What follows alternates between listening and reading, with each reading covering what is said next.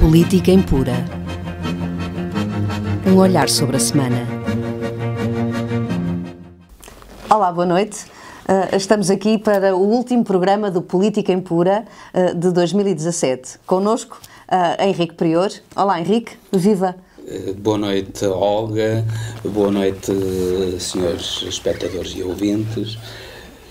Muito prazer em voltar a estar convosco neste último programa para fazermos o balanço do ano, digamos assim, que é a altura, o fim do ano é a altura de balanço, para fazermos um pouco o balanço do ano de 2017. Antes do balanço, vamos falar sobre a lei do financiamento dos partidos, esta lei de 2003, que esta semana foi alterada na Assembleia da República. Está a gerar uma certa polémica. O que me diz, Henrique? Eu penso que o Presidente da República sentiu que a população, que os cidadãos não iriam receber de bom grado este aumento de financiamento dos partidos, nomeadamente através de isenções do IVA. E provavelmente por isso, e também porque a lei permitiria uma recuperação de IVA que já teria sido recebido pelos partidos, porque a atual lei em vigor permite que um partido que gaste 1.000 euros e receba os 1.000 euros do Estado, esses 1.000 euros são com o IVA incluído. Portanto, o IVA que foi gasto nas campanhas eleitorais é o IVA que é também financiado pelo Estado. Ora, esta lei permite o seguinte, é que o IVA que foi gasto nos processos que estão em curso em tribunal, o IVA que foi gasto poderia ser recuperado, apesar de já ter sido recebido pelos partidos. Isso seria muito grave, o Estado teria de devolver milhões aos partidos, calculou-se que cerca de 20 milhões de euros, e seria uma lei com efeitos fiscais, de certo modo, retroativos, o que seria até de constitucionalidade duvidosa, porque a lei fiscal, em princípio, não deve ter efeitos retroativos. Agora, a isenção do IVA que os partidos pretendem é uma isenção que choca com muitos princípios. Porque é que, por exemplo, as despesas de educação, que são despesas essenciais à vida e à formação dos cidadãos, porque é que as despesas de educação hão de ter um IVA mesmo a 6%, em alguns casos até mais, em alguns casos até material escolar, determinado tipo de coisas, uma mochila paga 23%. E é essencial para as crianças levarem os seus livros para a escola, os partidos têm de ter isenção do IVA. É incompreensível. Eu entendo que o IVA dos partidos deve ser reduzido, e reduzido ao nível daquilo que é o IVA da educação, para o IVA, a taxa mínima do IVA, que é de 7%, e deve ser reduzido para essa taxa, porque os partidos têm uma função educativa da população.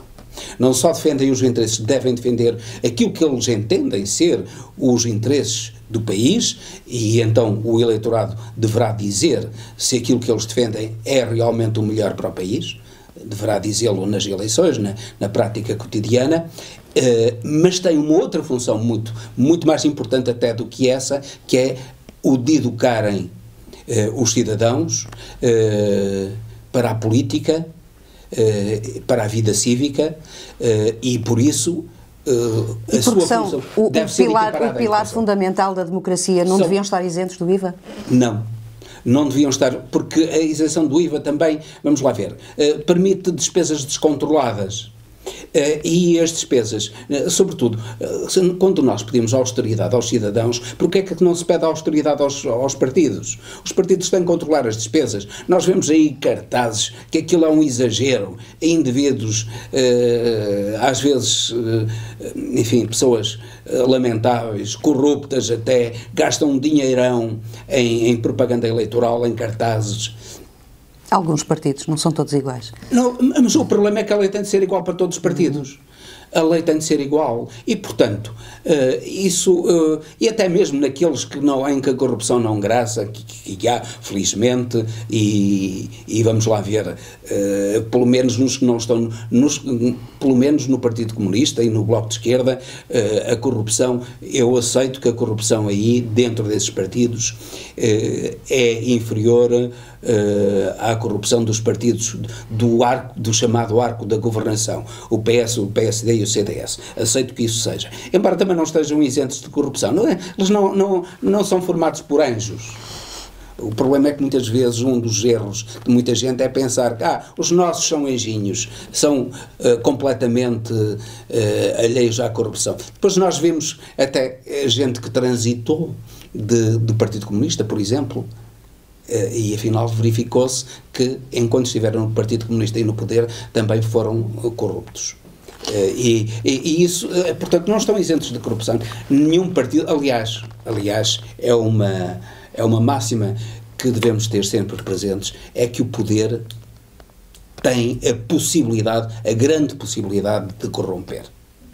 E nessa medida devemos estar prevenidos para isso. Ora, o Estado tem o grande dever, não só também de financiar os partidos, porque os cidadãos, e isso há muita demagogia aí acerca do financiamento dos partidos por parte com os impostos dos cidadãos. Não deve estabelecer-se limites, como é óbvio, isso tem de ser limitado, mas os cidadãos têm de perceber que a democracia tem o seu custo e o governo do povo tem o seu custo, e a educação do povo tem o seu custo, como uma escola tem o seu preço. E que os partidos são essenciais ao bom funcionamento da democracia, à liberdade, à igualdade, à fraternidade, e sendo essenciais a esses princípios elementares, devem receber as subvenções do Estado. Devem receber as subvenções, os cidadãos devem contribuir para isso. É uma educação cívica que tem de ser levada a cabo e que, infelizmente, muitas vezes não é levada a cabo pela demagogia. Eu lembro, nomeadamente, uma coisa que me repugna, é o comportamento do CDS no meio desta história toda. Repugna-me profundamente. O CDS, que utilizou aquela história do Jacinto Leite Capelo Rego, no fundo, para permitir a entrada de milhões, e arma-se agora em primadona da austeridade, da luta contra uma pretensa injustiça da nova lei, quando na realidade o seu comportamento é exatamente o contrário. O seu comportamento indicia fraude descarada, que só não vê quem não quer. E, no entanto, esses senhores, a doutora Assunção Cristas, ali como uma espécie de virgem cândida, a defender a brancura da lei de financiamento partidário. Não é assim, isso tem de ser denunciado. Este tipo de comportamentos cínicos têm de ser denunciados. Os partidos também não podem ter o direito de gastar à tripa forra conforme queiram, conforme lhes apetece. Não pode, tem que ser postos limites aos gastos dos partidos. Esse limite deve ter, também esse limite deve ter uma função educativa, porque quando se pedem a austeridade, pedem sacrifícios aos cidadãos, então essa austeridade já não vale para os partidos. Não, tem de valer também para os partidos. A austeridade tem de começar para quem a prega. Sim. Daí eu ser favorável ao veto desta lei. Claro que é muito complexa, não conheço a fundo a lei, nem não são conhecidas as razões, especula-se sobre as razões do veto presidencial, e que já está mais ou menos assegurado, mas não se sabe as verdadeiras razões. Mas uma delas, a da limitação dos gastos, e outra, a da isenção do IVA, sou inteiramente favorável a isso. Bom, e vamos avançar. Vamos agora para o balanço do ano, e começamos com Trump e a Coreia do Norte. Que foi o grande acontecimento internacional do ano, que percorreu este ano todo, porque no fundo são duas pessoas sem formação. Olha, falamos em formação cívica. Sem formação cívica, sem saberem o que é respeitar o outro, sem saberem o que são estes princípios essenciais da liberdade, da igualdade e da fraternidade, que todos devemos respeitar.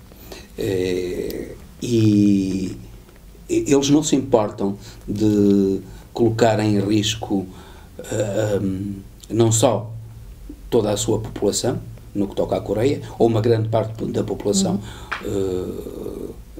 dela própria e de países vizinhos, como sucede com os Estados Unidos, e são dois megalómanos completamente isso poderá trazer consequências para o mundo. Poderá trazer consequências muito graves para a humanidade. É um exemplo que deve ser apontado ao mundo, e a Organização das Nações Unidas deve ter um papel importantíssimo para limitar este tipo de ameaça de um holocausto nuclear que a humanidade pode ter com dois egotistas megalómanos completamente irresponsáveis. Sim. No fundo, são duas crianças que brincam com o poder que têm. E relativamente a Israel? É outro problema. O problema de Israel é um problema que tem décadas, são 70 anos de problemas que Israel tem causado à humanidade. E agora com o Trump a deslocalizar a embaixada para Jerusalém, no fundo a reconhecê-la como capital de Israel, isso significa que ele pôs uma pedra em cima de qualquer esperança de paz que se poderia ter ainda entre Israel e o mundo árabe e os palestinianos em primeiro lugar. Eu distingo os palestinianos em primeiro lugar, que os palestinianos são quem sofre. O mundo árabe ou sofre por tabela, digamos assim, ou não sofre, ou está ali a ver como espectador e apoiante até no que toca, por exemplo, à Arábia Saudita e à Jordânia e agora ao Egito, são espectadores interessados e apoiantes de Israel. E Israel é, assim como a Coreia, um fora da lei, assim como Trump. Israel é um fora da lei internacional. Viola sistematicamente as resoluções internacionais. Sim, agora, por exemplo, a votação da ONU sobre Jerusalém, precisamente, em que 128 países votaram contra. Israel e os Estados Unidos. O que é muito grave para a sobrevivência do próprio país. Israel tem que perceber que é um país com, creio que tem cerca de 6 milhões de habitantes. Cerca de 6 milhões de habitantes. É um Estado minúsculo, do tamanho do nosso Alentejo, ou mais pequeno que o nosso Alentejo. Aliás, muito mais árido que o nosso Alentejo. E que se o mundo árabe estava tecnologicamente mais atrasado e isso lhe permitiu vencer guerras sobre guerras, no mundo árabe tecnologicamente impreparado, sem educação, sem ciência e sem técnica, isso não vai durar para sempre.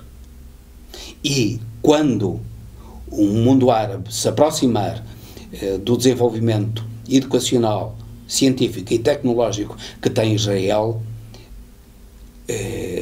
pois Israel pode ser destruído. E portanto, a sua sobrevivência pode estar posta em causa. Aliás, o grande problema é que um indivíduo, falámos há pouco em corrupção, o indivíduo que tem inúmeros processos de corrupção, como é Benjamin Netanyahu, e isto é uma forma dele sobreviver, o seu radicalismo é uma forma dele sobreviver também aos processos de corrupção que ele tem contra ele. Ele leva o aventureirismo às últimas consequências. Isso pode sair-lhe caro. Jerusalém é uma cidade de 3 religiões. Devia ser uma cidade de liberdade religiosa para todo o mundo e não uma cidade em que apenas Israel até beneficia economicamente. Devia ser a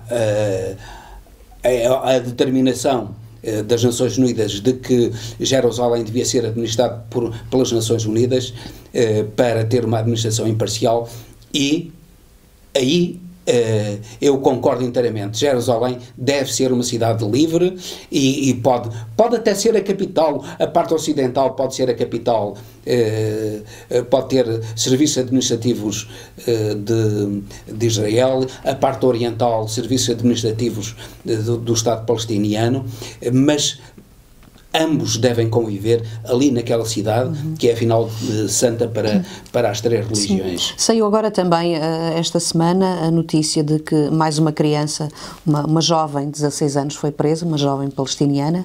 Isto voltou a levantar o problema das crianças encarceradas nas prisões israelitas. Mas os palestinianos, toda a Palestina está encarcerada. Sim. Nós vamos à Palestina e está cheia de muros. Está cercada de muros. Que é facto é que são crianças que estão presas nas prisões. Está encarcerada. Não são as crianças, são os velhos. Está tudo encarcerado. Israel é um Estado altamente militarizado, altamente policiado e altamente controlador de tudo aquilo que não é ele mesmo. E mesmo dentro do Estado, os próprios israelitas são altamente controlados. Isso é mais grave com as crianças, como é óbvio, porque crianças com 14 anos ou com 16 anos encarceradas e sem julgamento. Sim, sim. E apenas por utilizarem pedras. E algumas mais jovens ainda. E apenas por utilizarem pedras, claro, contra quem utiliza armas e contra, sim, quem mata de metralhadora. E eles utilizam as pedras porque as pedras têm mais um efeito de protesto do que de outra coisa, porque na realidade os soldados e os polícias israelitas estão suficientemente protegidos para as pedras não lhes fazerem grande moça. Eles sabem disso. E é mais um exercício de violência, de intimidação, de autoritarismo, de tirania, que afinal de contas eles foram vítimas do Holocausto, mas levam a cabo uma espécie de extermínio mesmo. De extermínio, sim, suave, sim, da população palestiniana,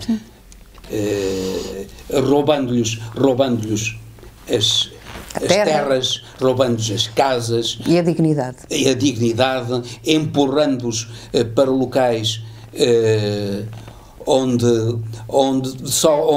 os israelitas não têm grande interesse em viver, e impedindo-os inclusivamente de beneficiarem dos efeitos do turismo religioso, que é uma das grandes receitas de Israel. Se formos, eles praticamente impedem que haja na Palestina, por várias razões e com vários expedientes, impedem que haja hotéis, que haja restaurantes, mas sobretudo hotéis. A hotelaria na Palestina não tem significado. E inclusivamente no que toca ao abastecimento de água, desviam a água que devia ser para os palestinianos, desviam-na para a utilização na sua rede, e os palestinianos têm de ir buscar a cântaro a água a que eles tinham direito, tanto direito como os israelitas. Claro. E esta tirania de Israel tem que ser denunciada, tem que ser combatida precisamente sob os auspícios destes sagrados princípios da liberdade, da igualdade e da fraternidade que Israel viola constantemente. E por falar nisso também, a ascensão da extrema-direita na Europa. É um facto. É um facto.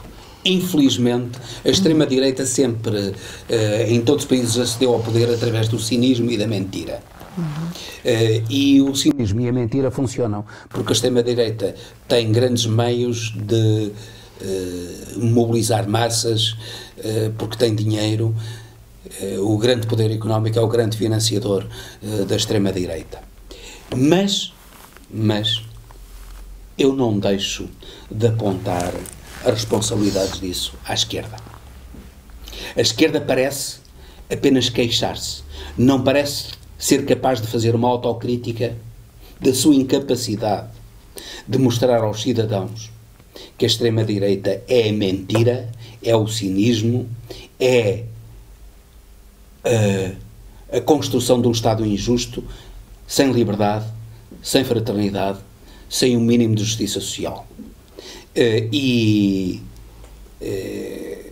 É lamentável que países como a Hungria, que até, enfim, tiveram um governo comunista, a Polónia, que teve um governo comunista, tiveram governos comunistas, afinal de contas, parece que esse tempo não deixou grandes saudades ao povo da Hungria e da Polónia. Portanto, na Áustria também está a aumentar. E a Áustria também. A Áustria é muito grave, porque a Áustria agora por outras razões, embora curiosamente a Áustria tem uma economia em que a participação do Estado na economia é muito grande. As pessoas não sabem, a participação do Estado na economia austríaca, o peso do Estado é muito grande.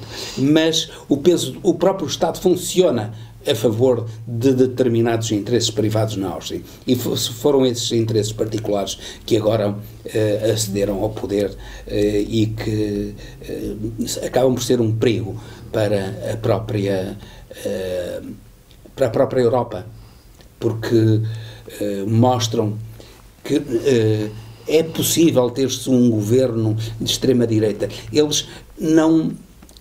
neste momento a extrema-direita fez uma espécie de aggiornamento, como se dizia em Itália há uns anos atrás, isto é, a extrema-direita mostra uma face aparentemente democrática, quando na realidade é tudo menos democrática, particularmente na Polónia, na Hungria. Eles controlam a informação, eles controlam os tribunais. Na Áustria é isso que vão fazer agora, controlar a informação, controlar a educação dos cidadãos, controlar aquilo que os cidadãos podem conhecer e não podem conhecer, e controlar os tribunais, que permite com que essa gente não seja julgada e julguem os opositores políticos. Sim. Isso é muito grave e é muito grave que os cidadãos se tenham deixado enganar por gente que, no fundo, são os herdeiros dos nazis e dos fascistas, que chegaram ao poder através da violência, chegaram ao poder através da mentira, do cinismo,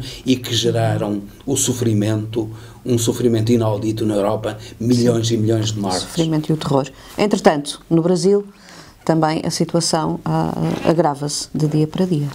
Pois, o Brasil é o exemplo, claro, de um país a saque. O país está a saque. E, infelizmente, o grande problema é que os brasileiros não veem a luz ao fundo do túnel. Não sei o que é que irá suceder, se Lula será candidato à presidência da República, se antes disso ele não será impedido de se candidatar através de uma ordem de prisão. Que os grandes corruptos conseguiram com que uma justiça brasileira que está ao serviço deles, no fundo está ao serviço deles, levasse a cabo. Eles derrubaram Dilma numa fantochada indigna, e Dilma era reconhecidamente incorrupta e incorruptível. E colocaram no poder gente ignorante, corrupta, má, de maus princípios, e que está a destruir o país, está a destruir aquele grande país. E tudo o que foi conquistado nos últimos anos. Os brasileiros, eu que tenho um grande contacto com os brasileiros, e de certo modo com o Brasil, eu vejo com tristeza que os brasileiros quase que acham que não vale a pena lutar. E têm medo de lutar. E há também muita desinformação. Muita desinformação, a informação está toda nas mãos dos corruptos. Os órgãos de informação estão praticamente são todos nas mãos dos corruptos, particularmente as televisões. Dão circo, as televisões dão circo e cinismo e mentira à população. Sim. E é uma população intoxicada pela mentira, pelo cinismo e pelo circo que vota em indivíduos, que escolhe indivíduos que estão ligados às seitas religiosas mais abomináveis, gente que enriquece à custa do povo mais sofredor, e que esse povo sofredor coloca no poder. Há uma indecência geral aquilo que se passa no Brasil. Bom, entretanto temos que avançar, estamos quase no final do nosso programa. Angola, estas últimas mudanças que estamos a verificar, o que me dizes acerca disto? Angola é uma janela de esperança neste momento, ao contrário do Brasil, em que o Brasil, a esperança parece estar perdida, pelo menos neste momento. A Angola, João Lourenço, ao contrário do que muitos esperavam, confesso que eu próprio estava enganado e que manifestei em determinado momento a opinião de que ele seria um continuador da política anterior. Ele demonstrou que tem força, demonstrou que é um homem com vontade de servir o povo angolano, de acabar com aquilo que destrói o povo angolano, que é a injustiça, a desigualdade gritante, o sofrimento e a acumulação verdadeiramente vergonhosa, eu diria pornográfica, da riqueza a favor de uma minoria da clique ligada ao poder do MPLA. Ele poderá vir a ter problemas, já se mostram, a guerra está aberta já dentro do partido que o levou ao poder. Esperamos que para bem da Angola, para bem da humanidade, João Lourenço vença essa batalha. Bem. E relativamente ao balanço que fazes de Portugal, sobre os fogos, nomeadamente. Vamos começar pelo mal, e o mal foram os fogos este ano. O mal imediato foram os fogos. Sim. Que resultam, no fundo, de alterações climáticas a que Portugal está sujeito. Infelizmente, o clima continua a ser, para determinado tipo de poderes, nomeadamente para Trump,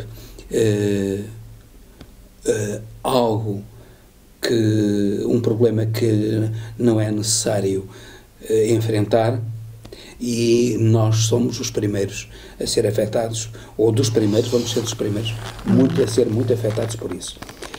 A Espanha também já está a sofrer uma seca enorme, muito maior ainda que Portugal.